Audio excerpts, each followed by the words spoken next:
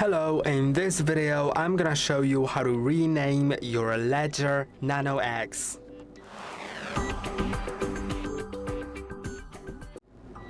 In order to rename it, you'll basically need to just go to the LEDGER app, go to My LEDGER, click on your Nano X. Now you can simply rename it right here. So I'll rename it to something.